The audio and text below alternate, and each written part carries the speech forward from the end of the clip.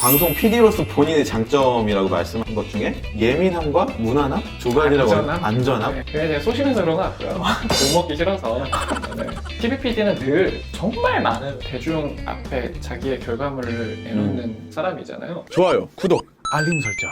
또 이제 궁금한 것 중에 하나가 MBC라는 굉장히 전통과 역사가 있는 방송국에서 신생 플랫폼으로 이직을 하신 거잖아요.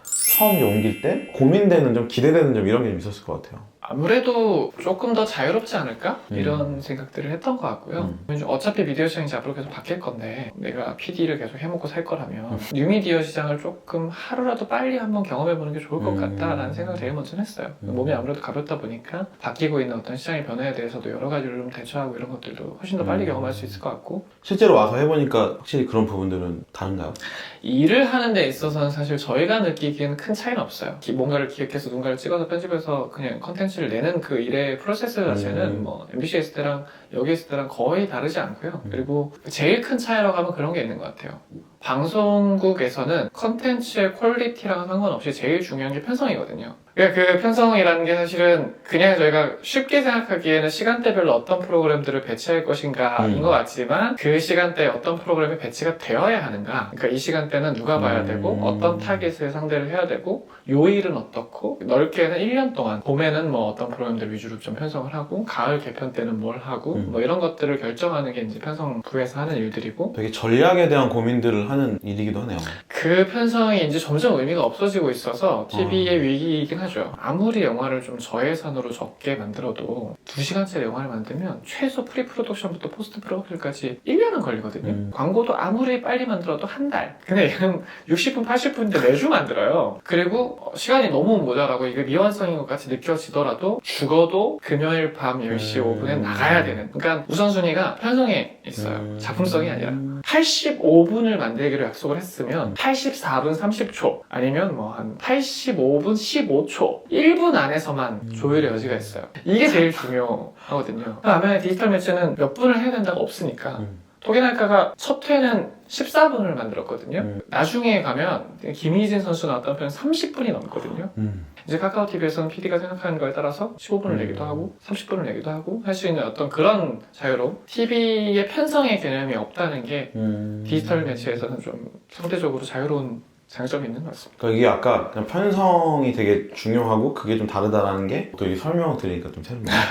카카오로 이직을 하신 거잖아요. 복지나 뭐 이런 게 좀 카카오의 복지? MBC랑 비교해서 크게 막 엄청 다르진 않은데 요거 있다. 카카오 프렌즈 굿즈 구매 시 30% 할인.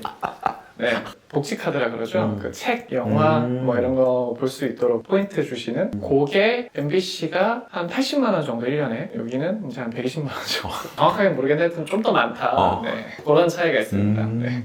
근데 되게 재밌는 게 연대에 나오셨는데 연대랑 다른 학교 두 군데를 붙어서 어디를 갈지를 캠퍼스를 가가지고 학과실도 가고 그 제가 어디다 썼나요? 교수도 만나고 어디서 보신 거죠? 이제 무언가 평범하지 않은 그런 행보들이 계속 있었던 것 같더라고요. 사실 이제 머리도 되게 길잖아요. 머리 긴 게 사실 뭐 잘못된 건 당연히 아니고 그런 약간 평균과 다른 행보들을 하는 게 의도가 뭔가 있는 것인지 별 생각이 없는 것 같아요. 그건 싫은 것 같아요. 그냥 개인이 개인으로서 받아들여지기 전에 다른 선제적인 것들 때문에 그 사람을 먼저 미리 분류하는 그런 것들은 별로 안 좋아해서. 그러니까 예를 들면 뭐 화성에서 온 남자, 금성에서 온 그런 책이 있었죠. 라는 책이 되게 많이 팔렸었고, 근데 그거 읽는데 너무 짜증나는 거예요. 하나도 동의가 안 되고, 거기 심지어 제가 지금도 기억나는데 첫 서문에 저자가 나는 아닌데 라고 하지 마라, 이건 사실이다, 받아들여라 막 이렇게 써있거든요. 소위 남자는 이렇고 보통 여자는 이래 라고 이렇게 얘기하는 그런 이분법들이 있잖아요. 근데 뭐 들어보면 저는 별 남자에 해당하는 게 별로 없어요. 근데 꼭 이거를 이렇게 그냥 분류를 해야 되나? 라는 생각은 늘. 그래서 약간 저 같은 애들이 MBTI를 싫어하고. 그래서 물어보려다가 MBTI 검사 안 해봤을 것 같은 거예요. 해봤어요. MBTI 뭐예요? INFP. 그건 INFP는 아닌 것 같은데. 그러니까. 네. 이게 분류가 그렇게 정확하지 않아요. 그러니까요. 방송 PD로서 본인의 장점이라고 말씀한 것 중에 예민함과 무난함? 두 가지라고. 안전함? 네. 그게 제가 소심해서 그런 것 같고요. 못 먹기 싫어서. 네. 이게 TV PD는 늘 정말 많은 대중 앞에 자기의 결과물을 내놓는 사람이잖아요. PD들이 노동 시간이 굉장히 긴 노동 집약적인 52시간 노동제에 해당하지 않는 계약을 맺었어요. 거의 대부분 PD들이 다 재량근무거든요. 옛날에 그래서 52시간 노동제가 적용이 된다고 했을 때 저희 PD들끼리 모여서 이 계약을 어떻게 할 것인가 노조랑 같이 회의하고 뭐 이런 자리가 있었는데 그때 어떤 후배가 저보다도 연차가 낮은 PD였는데 그 친구가 했던 말이 기억이 나요. 지금 우리 경쟁 상대가 이제 KBS, SBS, 뭐 TVN이 아니라 유튜브에 저 수많은 크리에이터들인데 저 사람들 한 주에 52시간 정해놓고 일하는 거 아니지 않냐. 오히려 노동자가 먼저 나서서 안 된다, 우리 52시간 갖고 안 된다라고 얘기를 하는 직종인 거죠. PD들 본인들이 그렇게 막 굉장히 막 노동시간에 많이 들어가면서 일을 하는 이유는 한 가지인데요. 월급 받는 노동자 중에서 자기 이름으로 평가받는 직업이 흔치 않은 것 같아요. 프로그램은 이거 만든 사람의 이름이 밖에서 나온단 말이죠.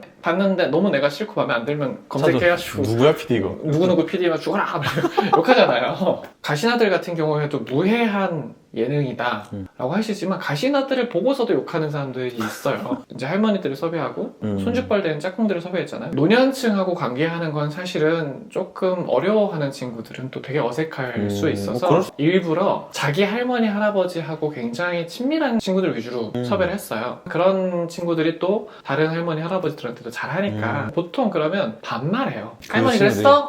맞아. 먹었어? 안 돼 할머니 그럼 안 돼 이렇게 하잖아요. 맞아. 그게 커뮤니케이션 방식인데 왜 반말하냐.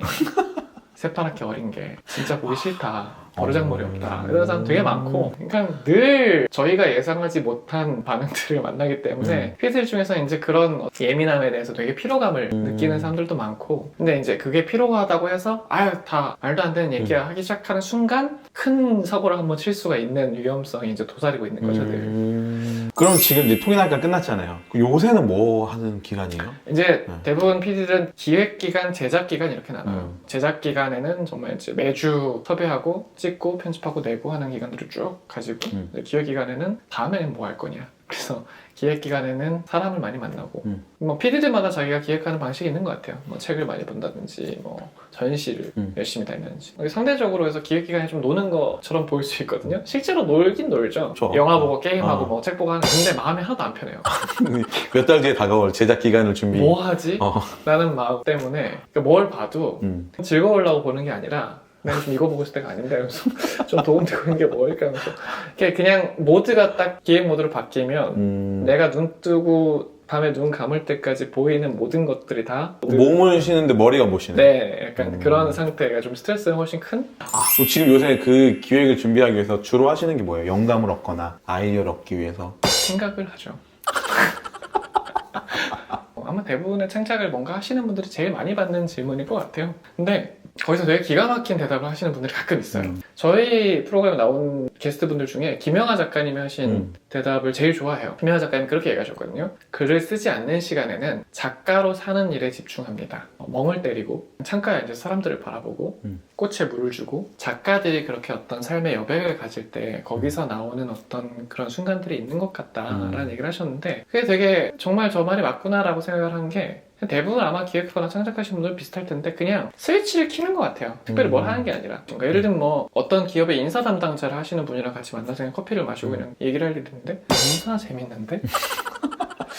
그냥 모든 순간에 항상 스위치를 켜고 다니면서 내가 하루 종일 보고 듣고 생각하는 모든 것들을 다 적어놓거나 근데 이게 그때는 별로 의미가 없는 것 같아 보이는데 시간이 지나서 이렇게 결합이 되면 뭔가 새로운 게 만들어지기도 하기도 하는 것 같고 그래서 저는 그런 게 뭐가 있냐면 책을 보는 것보다 책장을 보는데 제가 보는 책은 웬만하면 다 사서 보거든요. 그 책 등이 보이는 채로 꽂혀 있어야 저한테는 의미가 있는 것 같아요. 왜냐면 책을 많이 읽으면 내가 무슨 책을 읽었는지도 나중에 기억이 안 나거든요. 맞아요. 책이 눈앞에 있으면 내가 이 책을 읽었고 이 책에서 무슨 얘기를 했고 뭐가 있었는지가 다 생각이 나잖아요. 책장에 이렇게 책들을 쓱 보는 거죠. 그건 저한테는 내가 뭘 알고 있지? 라고 해서 쓱 보면 다 리마인드가 되는 것 같아요. 그리고 나서는 이렇게 보면 서로 연결되지 않았을 것 같은 것들이 연결되는 순간들이 있는 것 같아요. 그러니까 뭐 요 에세이 전혀 상관없을 것 같았던 요 예술에 관련된 책 얘랑 섞으면 이런 느낌이 나겠네? 좀 그런 작업들을 머릿속으로 하는 그러려면 일단 책이 많아야 되겠네요. 그렇죠. 아무튼 저희가 예상했던 것보다 시간이 좀 많이 길어졌는데 되게 즐겁게 이야기를 나눌 수 있었던 것 같고요. 저는 되게 반가웠어요. 저는 되게 즐겁고. 저도 즐겁게 얘기했습니다. 네, 그럼 저는 다음 영상에서 뵐게요. 감사합니다.